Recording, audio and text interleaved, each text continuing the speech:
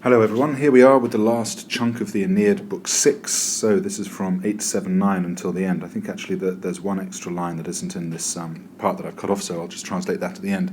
So we had just had, if you remember, Marcellus with a nice little bit of tricolon, where we've just had this alas for his piety, alas for his traditional honour, his fides, and his dextra, his sword arm unconquerable in the fight. In continuation of that, none, not any would have faced him. So not any would have tuliset obvious would have faced him literally with impunity, unharmed in battle.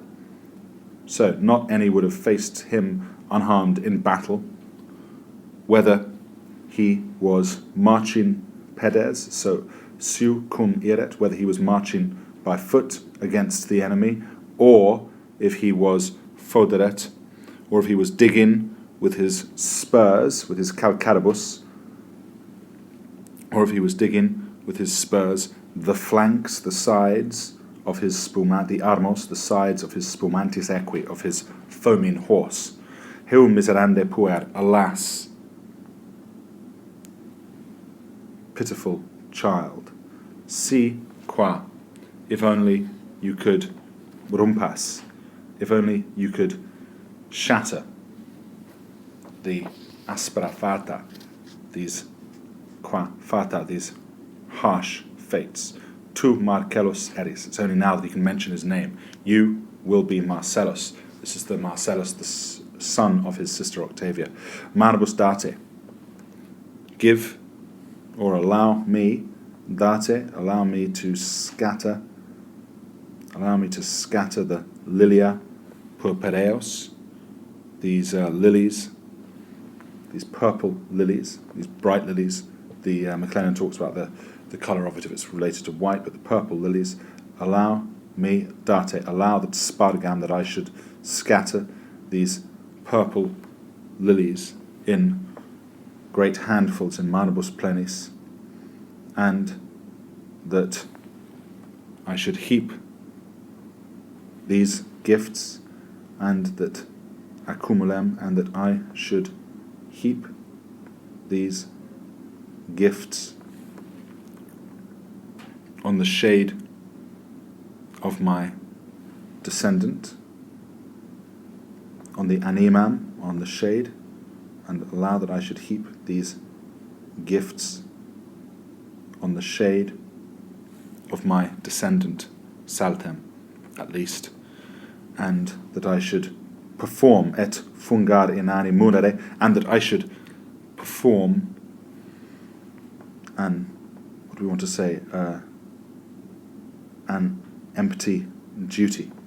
And MacLennan again talks about this inani in the context of the munere. Sic tota passim regione. I've noticed I haven't been highlighting things. I don't think that matters particularly, does it? This next bit, and my voice was slightly droning on there. Sorry, I'll try to animate it a little bit more. It's because I'm translating at the same time, so I'm not making attention to letting my voice be slightly bubbly, which is unfortunate, seeing as that's all you can hear. Anyway, sic tota passum regione vagantur. Thus they wander at large, sic vagantur. Thus they wander at large, gradually, over the tota regione, over the whole region, in the campis latis, in the wide, airy plain, in the campis aeris, in the wide, airy plain, and lustrant rather omnia, and they look at everything. They gaze lustrant omnia, they gaze at everything. Quae postquam anchises, after Anchises, postquam Anchises, after Anchises, duxit, led his son per singular over each scene, over each thing. After postquam Anchises duxit natum, after Anchises led his son through these scenes, he incendit. I love this next line. It's a really good one, really useful to remember this. He incendit. He kindled, incendit, he lit his soul with an amore, with a love of things to come, with a longing for the glory that was coming. I love that. That's part of this idea of this fate that we talked about how Aeneas is going to be connected to this fate that is in some way timeless, to the future of Rome, his own future, etc., etc. I love that next line, one of my favourite lines in Latin poetry.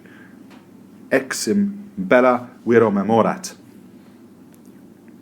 He then tells of the wars that must be waged. Nice gerundive there, Alan. He then memorat tells him of the bella gerenda, of the wars which are then to be waged, and he laurentis docet, and he talks to him of the Laurentine people. These are the people that he's going to meet when he lands in Italy. And he docet, and he teaches him of the Laurentis populos, of the Laurentine people, and the city of Latinus, and Latinus' city, and quo, and in what way he is, I love this next line as well actually, and in what way he is going to ferat, face or fight or flee, and by what manner he is going to fight or flee. Look at the balance of this, the decision to do, the decision of leadership, the hero, how to face these different things. Of course, as we talk about the end, when he rises up, he's not been given this, he's sort of had this idea kindled in him, but then there's the question of whether or not he actually knows each and every instruction. You decide that about sort of the gate of dreams that he's going to leave through, about whether this is sort of in some way just inspiration rather than specific instruction. Anyway, that's up to you to decide, none of my business. And he talks to him about how he's going to face or flee each labour. Sunt geminae somni portae. There are two gates. Sunt geminae. There are two gates of sleep. This is here a reference to the Odyssey. There are two gates of sleep, quarum, of which the one is said to be cornea, of which the one they say is cornea, is horn, of which one they say is horn, by which the veris, by which the exitus umbris, by which an easy exit dator is given to the veris, by which a faculis exitus, by which an easy exitus, exit, is given to the faculis umbris, to the true shades. The other shining with the altera, the other shining with a finish of glistening ivory. Maybe, is that right? I think that's okay. The other, look for the imagery here, but the other shining with a finish of glistening ivory. But falsa ad caelum mittunt insomnia manes, but false dreams fly upward through it, said falsa, but the falsa manes, but the false dreams fly up to the sky above, but the false insomnia, but the falsa insomnia, but the false, or the manes, but the spirits send up the false dreams to the sky above. His ibi, I'm not sure if I might change that, but you get the picture. His ibi tum natum anchises. To there anchises, prosecutor, speaking thus, with these words, takes his son together with the Sibyl. His ibi. To there, then, Anchises, prosecutor, accompanies his son together with the Sibyl, with his dictis, with these words, and he emit it, and he sends them forth through the porta ebona, through the ivory gate. Ille viam secat.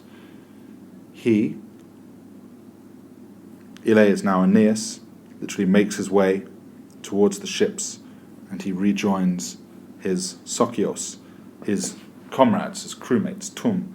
Then, straight along the shore, recto, straight along the shore, he carries himself for Caeta's harbour. Then he brings himself straight along the shore to Caeta's harbour for that bit. The portum, I think actually should be the, I wonder if you have litore there rather than limine, but whether that should actually be limine, I'm just actually checking the blue book. You can hear me whistling through here to see whether or not you have the litore. So yes, it's then he brings himself straight along the shore for Caetian, for the harbour. So recto litore, straight along the shore for the harbour of Caetia. Oh, then you got one last line as well. Ancora de prore jacitur stant litore pupes. That next bit. The anchor is cast down from the prow. Ancora jacitur de prore. The anchor is cast down, is hurled down from the prow. Stant litore pupes. The sterns stand out on the shore. Pupes stant litore. The sterns stand out on the shore. Very well done, everyone. I'll see you all tomorrow.